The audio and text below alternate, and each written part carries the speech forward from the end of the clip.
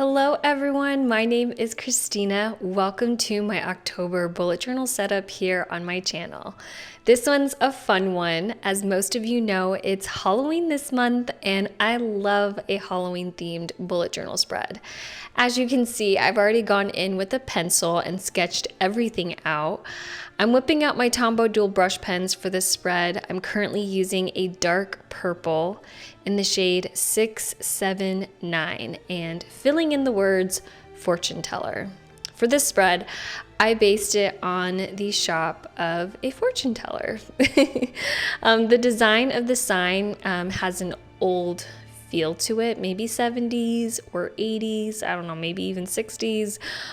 But yeah, I just couldn't find much inspo of fortune tellers specifically in the 70s. But then again, fortune tellers have been around for ages. The earliest recordings of a fortune teller were from Babylonia, 4000 BCE, which was a long time ago. Back then, fortune tellers played a significant role in religion and medicine. Even in 19th century England, fortune telling was equivalent to modern day horoscopes and taken very seriously. In contrast, today, I hear some who have had intense readings that are spot on. And then some who feel they got scammed. So I feel like it's like 50-50. Personally, I've never been to a fortune teller before. I'm a little skeptical. I'm not skeptical on the practice. It's more so the person. So I wouldn't go to a random person unless I was with like my friends and we just wanted to do something silly. I would prefer someone to just refer a fortune teller to me, like they've been to them before and they've had some sort of experience. But I do like tarot card readings. Whenever I've gotten a tarot card reading, whether it was from someone who was experienced or just learning, even if it was somebody who was brand new to tarot card readings, my readings have always been, very revealing. I remembered years ago, I was going through a difficult family situation. I tend to be the person in my family who is the glue. I'll take on family problems and try to solve them. I have changed since then because, that's kind of a trait that I have with being the oldest child. I was just raised to take care of everyone in my family. And so at the time, I got a tarot card reading and it pretty much told me how stressed out I was at the time. And like me mentally, I didn't think I was stressed out. I thought I was handling the situation, cool, calm, collected. But then when I took a step back and was reflecting, I realized actually I am very stressed. I'm exhausted, I'm tired. I just, had a lot of anxiety. So getting that tarot card reading made me, just reflect and take time to myself. That was very, very important. And so since then, I try not to take on everyone's problems. I've learned since then, I've taken better care of my mental health. Anywho, I'm trying to be better at sharing the exact markers I use for my spreads in case any of you want to recreate this spread. So the colors I'm using is this rich yellow for the light bulbs on the sign. And that one is in the shade 993. And then right now I'm using a beige color for the sign and that is in shade 992. So yeah, this spread has a lot of colors, more colors than I usually use. And I mean that in terms of how many colors I'm using in a spread. I usually like to keep it simple, like, some sort of a theme, like with colors, like a minimum of 3 colors, or the colors I stick to are either neutral or muted. Especially for a Halloween themed spread, I'm pretty sure my past spreads have been black and white. Like those are the colors I gravitate towards for a Halloween spread. But yeah, right now I couldn't just have a fortune teller shop sign, so I decided to add some spooky trees to officially make this a Halloween spread. Gotta make it spooky. The marker I'm using for the trees is in shade 969. I use this brown shade in many spreads. I'm pretty sure I have plans on using it for my November bullet journal spread. But I usually have October printed on the cover page, but since a lot is going on with the sign and the trees, I'm going to place it on the quote page. So this is my first time using these translucent jelly stamps. I'm not sure what the proper name is for these, but since I'll be using those, I'll also need to use a clear stamp block. Now, I was hoping to place all the letters on the stamp block, but I noticed there's a bit of excess space on each letter stamp. So if I want the letters to be close on the page, I'll have to stamp each letter one at a time. A little time consuming, but it's all good. You got to just do it for the look. Sacrifice your time just so that October looks nice and uniformed. I love this font. If anyone is curious, I received this in a subscription box from Your Creative Studio. So I don't know exactly where they got these exact stamps, but it is a vintage subscription box. I was getting this, I think I ordered this a couple times last year because I was trying to have some sort of vintage stationery collection.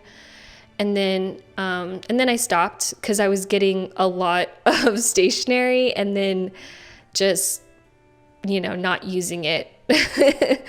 But now I'm itching to order again because I recently started a vintage reading journal and I need more stationery. For the quote, I'm using my brown Micron pen in 05. The quote for this month's spread is, "And all at once, summer collapsed into fall," which I believe is by Oscar Wilde.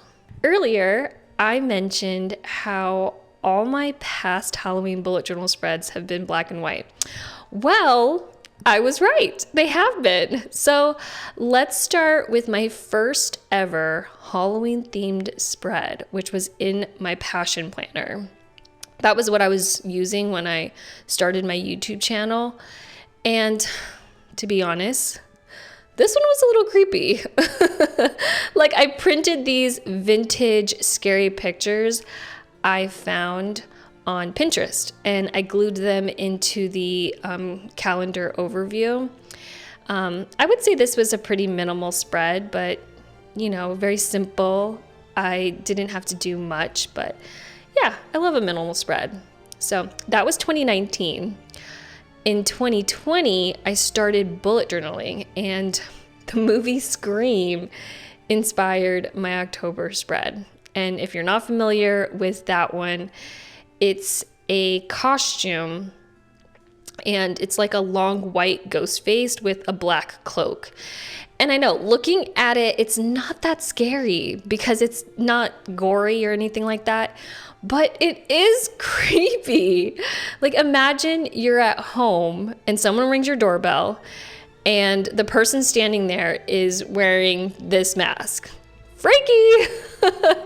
I remember when this movie first came out, I was really young and anytime I saw someone walking in the street wearing this mask and they were alone, it would freak me out every time. I would run. I'd run the opposite direction.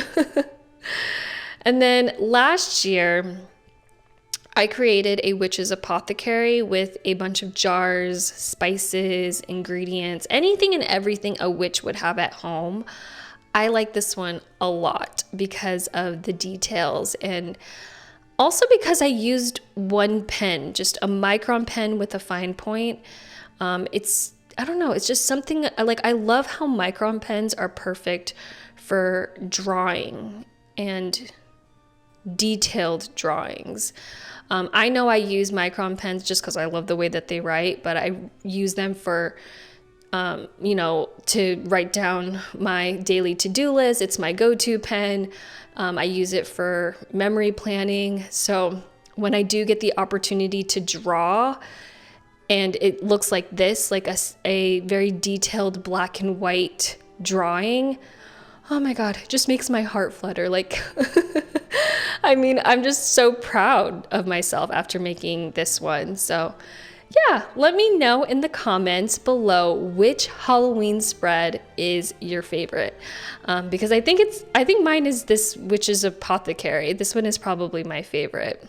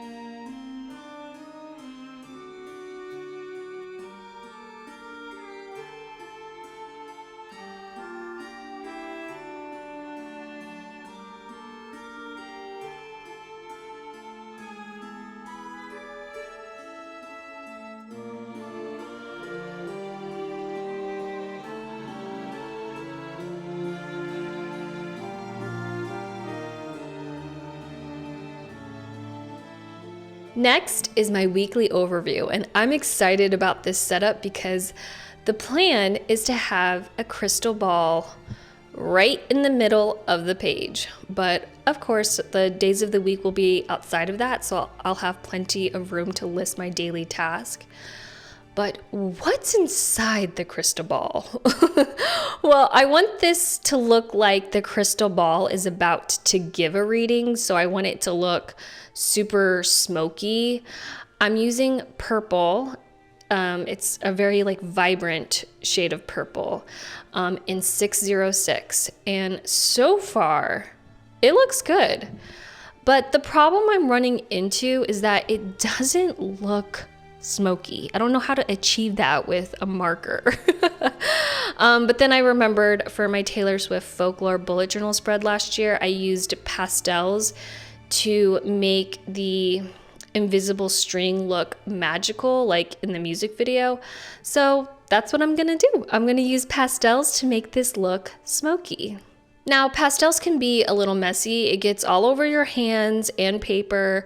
So I'm trying to be as careful as possible. Like, even if you drop a little speck of pastel on, I don't know, anywhere on the page, if you rub it, it just, I mean, you're gonna have a random purple streak.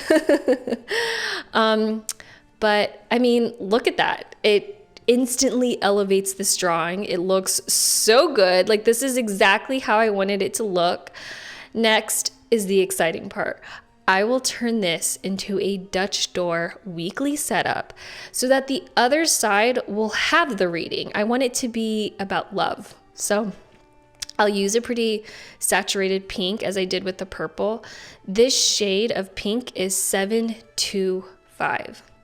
Also, this drawing is going to have a couple more details. It isn't just smoke like the previous page. I want a silhouette of two people and some hearts.